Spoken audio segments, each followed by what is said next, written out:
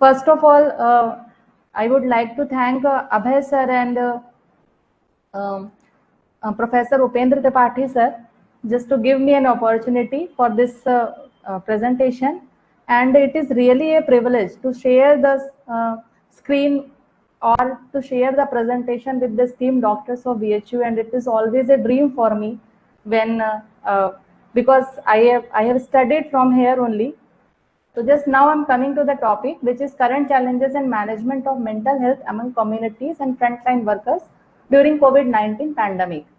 So first of all, the mental health, the term has become very common in this COVID time. It is the core of our humanity. It enables us to live rich and fulfilling lives and to participate in our communities. But the COVID-19 virus is not only attacking our physical health, it is also increasing psychological suffering.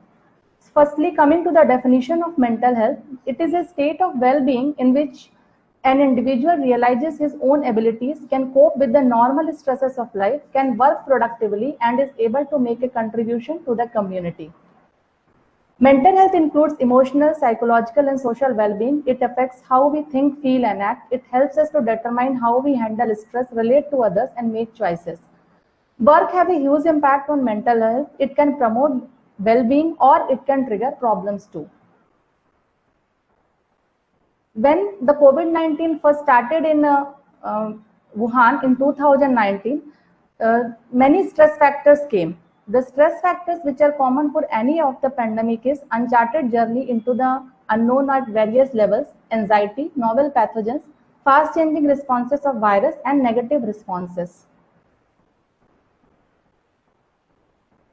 What are the specific stressors which are particular to COVID-19 pandemic is rumors and misinformation because of the digitalization of world and the social media. There was closure of schools and children's activity spaces, which has led to differential effect on women. There are travel restrictions, possibility of actual physical isolation and quarantine, deterioration of trust in government agencies and social networks, and avoidance of health facilities. What are the additional stressors for frontline workers? It's stigmatization, strict biosecurity measures, high workload, long working hours, decreased opportunity for social support. The term which has become common with COVID-19 pandemic is the social stigma. So social stigma is basically discrimination towards persons who have been infected and their family members. Social stigma towards those treating and caring for patients, and social stigma towards specific ethnic groups, population groups, or nationalities. In what way the patients with psychiatric disorders presented after COVID-19 pandemic is increased anxiety or uncertainty, feelings of loneliness or sadness, feelings of helplessness, frustration, changes in eating or sleeping patterns, changes in substance use, information update burnout, exacerbation of existing mental health concerns, and somatic symptoms of throat pain. So what are the interventions which we can do to provide healthcare workers' mental health in the SARS-CoV pandemic? First and most important is the supportive treatment. We need a support by family, government, society, community, organizations, colleagues, and supervisors.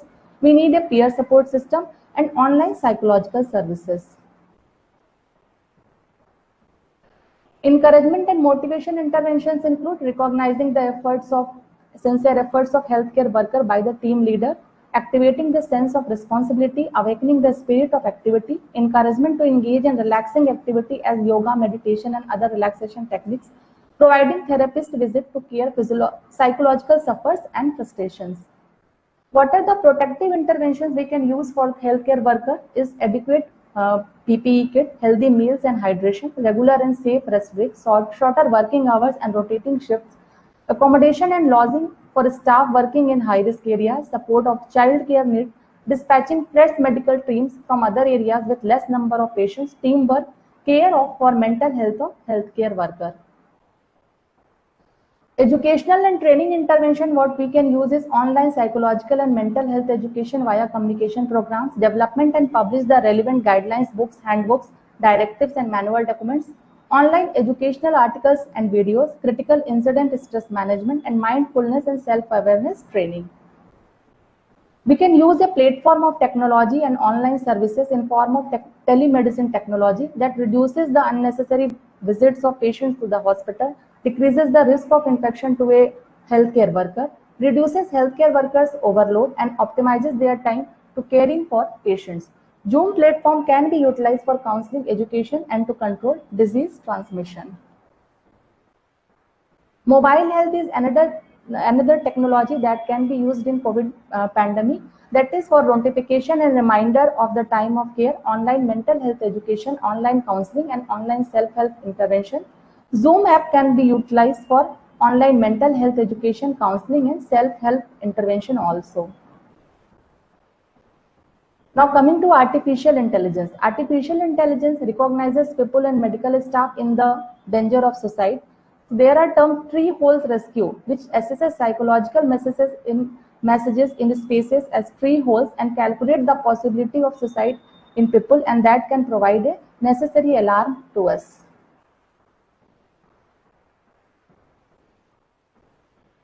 Another terminology which is very common after COVID pandemic is biopsychosocial framework. So the biopsychosocial model considers biological, psychological, and social factors and their complex interactions in understanding health and our experiences as humans. All of these elements influence our well-being. So a complete biological, psychological, and social environment is necessary for a good mental health.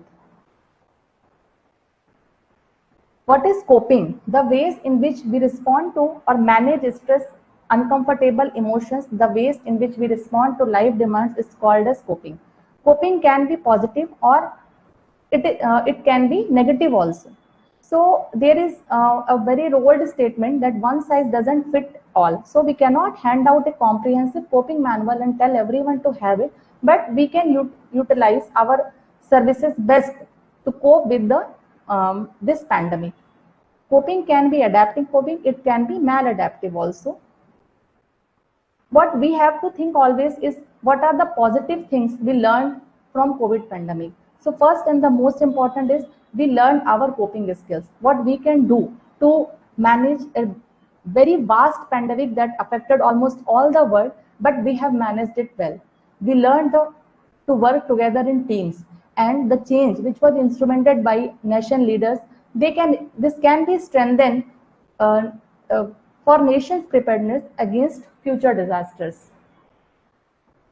So what are the recommended mental health and psychological support activities in emergency settings is addressing mental health and psychosocial aspects of COVID-19 outbreak, orient responders in psychosocial aspects of COVID-19 response, and ensure intersectoral referral pathways. Distribute timely factual information in accessible formats, provide mental health and psychosocial symptoms to people in isolation and support people in quarantine, protect the mental health of all responders and ensure that they are able to assess mental health. Be realistic. Be realistic. What are the things which are in my control and what are the things which are not in our control? We have to remember always these things. Outside our control is spreading rumors, someone losing their job, how others act, whether someone with COVID-19 will die, how the government responds to COVID. These are the things which are not in our hands. So we have to leave the things. What we can control is how I communicate with others, how I take protective measures to prevent infection, how I teach others, and what information I receive and when I receive.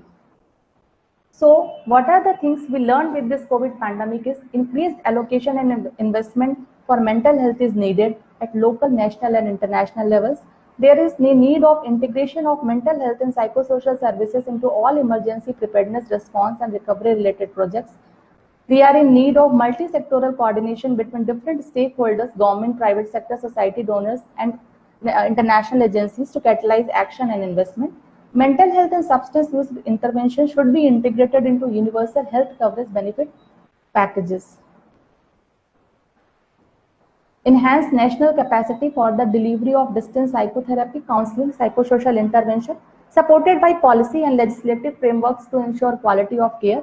Enhance and sustain the capacity of community outreach workers for the delivery of basic mental health intervention using informed tools supported by specialist professionals. Involvement of mental health service users in the design of policies, services, resources mobilization. There is a need of research on the impacts of COVID-19 on mental health problems, because most of our studies, whatever I got, was from the Western countries. There is a need of research in Indian scenario. Strengthen capacities for monitoring changes in service delivery, utilization, and document evidences on what works in different settings.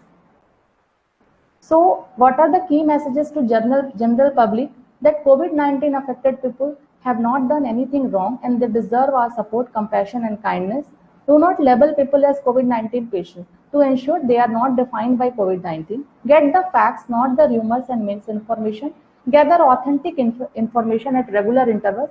Protect yourselves and be supportive of others. Do not label it these things with nation and this religion.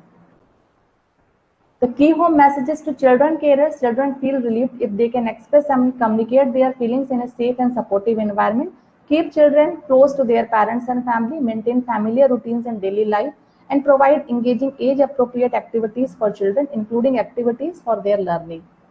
What are the messages, key messages to healthcare workers? Mental health is equally important as physical health. Try and use helpful coping with health strategies.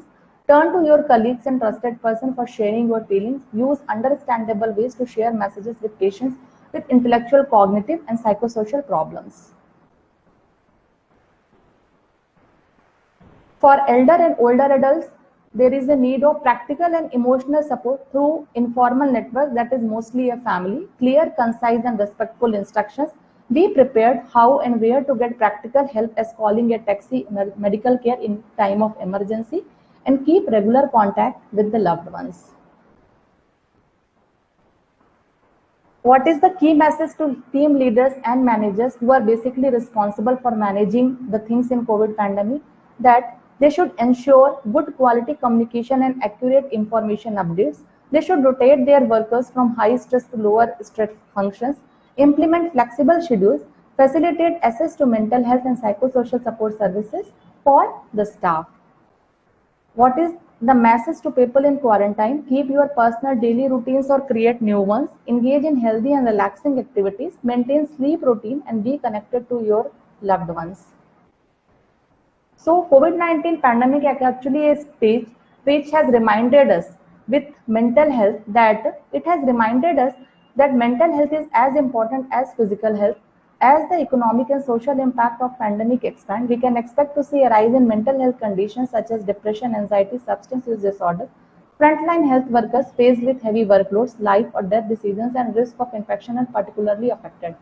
Support for mental health must be integrated into national responses to COVID-19. We must use this opportunity to build mental health services that are fit for the future, inclusive, community-based, and affordable. So this is end of the slide. Thank you so much.